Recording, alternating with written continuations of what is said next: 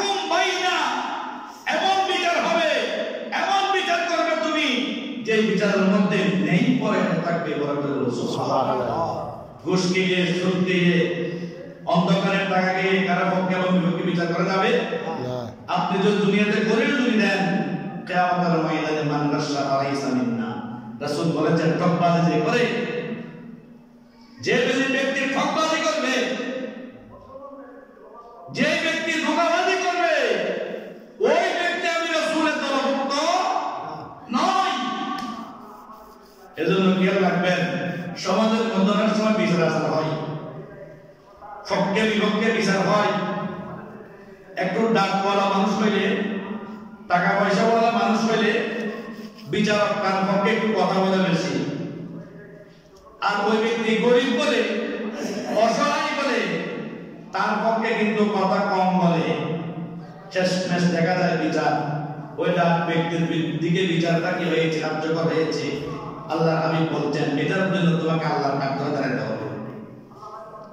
তুমি নেই বিচার করো। আল্লাহ একজন মহান ওলি, ওই আল্লাহর ওলির দরবারে একজন ছেলে সে বিচার দিল, হুজুর আমার আমাকে সম্পদ থেকে কি করেছে, আমাকে সম্পদ দিচ্ছে না, সম্পদ থেকে আমাকে বিচ্ছিন্ন করে দিয়েছে। হুজুর জিজ্ঞেস করলেন তুমি কি চাও? বললে হুজুর যে মা নিজের সন্তানকে সম্পদ থেকে সে ব্যক্তি কি করতে পারে, বিচ্যুত করতে পারে, সম্পদ থেকে বঞ্চিত করতে পারে, ওই মায়ের বিচার ছাড়া আমি এখান থেকে যাব না। হুজুর বললেন ঠিক আছে, অমুক দিন তোমার বিচার হবে, তোমার মা সহ তুমি সহ এখানে এসে উপস্থিত হবে। আসার সময় আমার জন্য একটা কাঁঠাল নিয়ে আসিও, ওই কাঁঠালটা আমি তোমার পক্ষ থেকে নিব। ওই ছেলেটা খুশি হয়ে গেল, অন্তরটা খুশি হয়ে গেছে। হুজুর যখন কাঁঠাল চাইলো, নিশ্চয় বিচার আমার পক্ষে করে দিবে। কাঁঠাল নিয়ে আসলেন, উপস্থিত জনতা উপস্থিত হয়েছেন। হুজুর বললেন বাবা কাঁঠাল নিয়ে আসছো? বলা হুজুর কাঁঠাল নিয়ে আসলাম। বলো কাঁঠালটা একটু দিকে আনো, একটা রশি নিয়ে আসো। রশি নিয়ে আসার পরে ওই কাঁঠালটা তার পেটের মধ্যে বেঁধে দেওয়া হলো। চতুর্দিক থেকে বেঁধে বলল তুমি এখান থেকে ঘুরে এই বাজার অতিক্রম করে তুমি ওই বাজার দিয়ে আমার কাছে আসো, এরপরে বিচার নাই দেওয়া হবে। কাঁঠালটা বেঁধে দিলেন, পরে কাপড় থেকে দিলেন। কাঁঠালটা বোঝা যাচ্ছে না, কিন্তু ছেলেটাকে পুরুষ এটা বোঝা যাচ্ছে। বললো হুজুর কেমনে কথা, এটা তো মানা যাবে না। বলো কেন মানা যাবে না? বলো হুজুর এই কাঁঠাল নিয়ে যদি আমি চতুর্দিক থেকে ঘুরে আসি, মানুষ আমাকে দেখে হাসাহাসি করবে, আর আমি এটা আমি বহন করতে পারবো না, এটা কষ্ট হবে আমার জন্য। হুজুর বললেন ছেলে দেখো, তোমার মা তোমাকে 10 মাস 10 দিন করেছে, তুমি তোমার মায়ের গর্ভের মধ্যে ছিলা, কত কষ্ট দিয়েছো মাকে। ও মা উত্তর দিকে শুইতে পারে নাই, দক্ষিণ দিকে শুইতে পারে না, এমন সময় হয়েছে গভীর জনিতে তোমার মা দাঁড়িয়ে আছে। জিজ্ঞেস করা হলো বিবি তুমি দাঁড়িয়ে রইলা কেন? বিবি জবাব দেই স্বামী গো আমি এদিকে শুইতে পারি না, ওদিকে শুইতে পারি না, উপর হয়ে শুইতে পারি না, চিত হয়ে শুইতে পারি না, আমি কষ্ট অনুভব করছি সেজন্য আমি দাঁড়িয়ে রয়েছি। স্বামী বলে না তুমি যেদিক থেকে সুবিধা হয় সেদিকে তুমি শুয়ে যাও। বললো না না আমার গর্ভের মধ্যে যে সন্তান লালন পালন করে আসতেছি ওই সন্তানের সুবিধাটাই আমি মায়ের সবচাইতে বড় সুবিধার বিষয়। সুবহানাল্লাহ। ছেলে তাড়াতাড়ি মায়ের গর্ভের মধ্যে পড়ে গেল, আরে বুঝতে পারি নাই তোমার দুঃখ, তোমার যন্ত্রণা, মা আমাকে মাফ করে দাও। আল্লাহর ওহী বললেন এই বিচার প্রতিষ্ঠা করে দিলে জন্য ওলির দরবারে যাবে, বলির দরবারে নয়। এখন অনেক বলি বের হয়েছে, দাও আমাকে টাকা দাও, বলে দাও, বলে দাও, মেহমান দাও, ওই সমস্ত মানুষের দরবারে হক্কানি আল্লাহর বলি যারা মানুষের কল্যাণ সাধন করে যারা, তাদের কাছে যান, দেখবেন আপনার জীবনের যত সমস্যা রয়েছে সমস্যাগুলো সমাধান সেখান থেকে আপনি পেয়ে যাবেন। সুবহানাল্লাহ।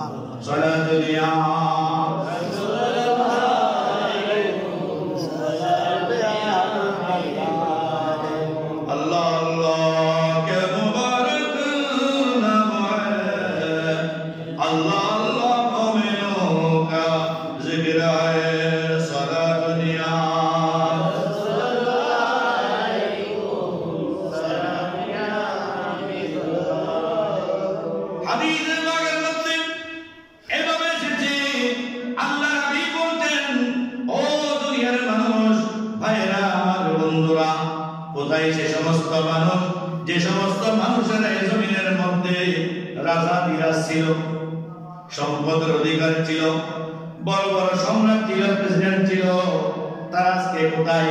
আইনা মান কানা ফি মুলকিহি ইয়াদিলু আও ইয়াজুর। ওই সমস্ত অত্যাচারী যারা অত্যাচারী শাসক ছিল তারা আজকে কোথায়? যারা মানুষের উপর অত্যাচার করেছে, যারা নিপীড়ন ছিল, যারা অত্যাচার করেছে, এই সমস্ত মানুষকে কোথায়? আল্লাহ হাবিব বলছেন কাম আমলাউল বাকা আলা অন্তরাতে দুনিয়া ওয়া মা আমিলু আন্নাহা অন্তরাতুল লিল উবুর। কত তারা আশা করেছিল দুনিয়ার মধ্যে তারা কত কিছু করবে, তারা বাড়ি গাড়ি সম্পদ বিল্ডিং করবে, কিন্তু আজকে তারা কোথায়? বলে খবর তাদেরকে ঠেলে অন্ধকার কুলের মধ্যে ফেলে দিয়েছে। এমন দুর্ভাগা পিতা মাতা আছে যে সমস্ত পিতা মাতারা ছেলে সন্তানের জিয়ারত পর্যন্ত পায় না, ছেলে সন্তানের জিয়ারত পর্যন্ত পায় না। এই আজকে মাদ্রাসার যিনি জায়গা দান করেছেন, যিনি মসজিদে জায়গা দান করেছেন, মাদ্রাসায় যতদিন পর্যন্ত ইলমে দ্বীন শিক্ষা হবে, ওই প্রত্যেকটা ইলমে দ্বীনের এক অংশ সওয়াব রশিদা খাতুনের কবরে চলে যাবে। সুবহানাল্লাহ।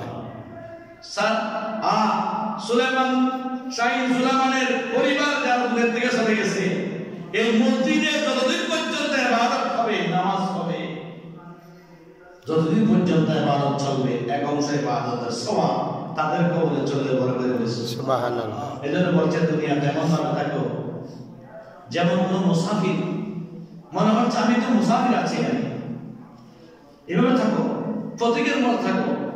এত সম্পদের লোভ লালসা করো না, সম্পদ তোমার সাথে কবরে যাবে না, তোমার সাথে সম্পদ কবরে যাবে না।